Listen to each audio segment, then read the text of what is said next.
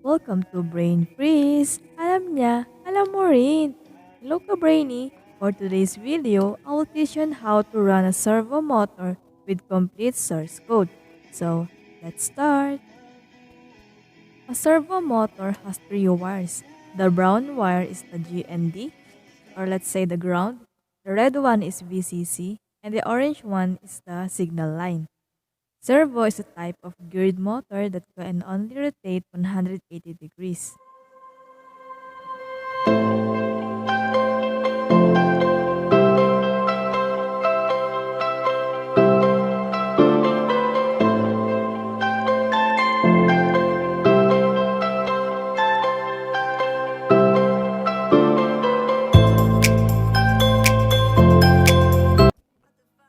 So here is the source code.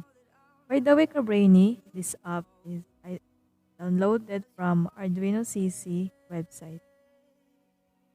For additional information, servo consists of shell, circuit board, non-core motor, gear, and location detection. So here, Arduino Uno board sends PWM signal.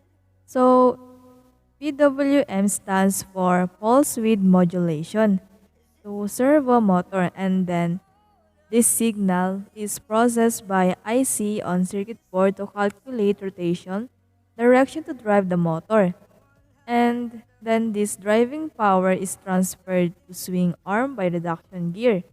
At the same time, position detector returns location signal to judge whether set location is reached or not. So here, after this, we will click the arrow sign at the top for upload. Then here, our servo motor runs.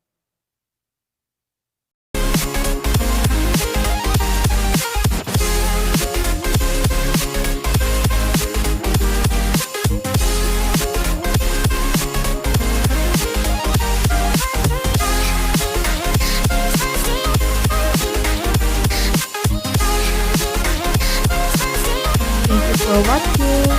Hit the subscribe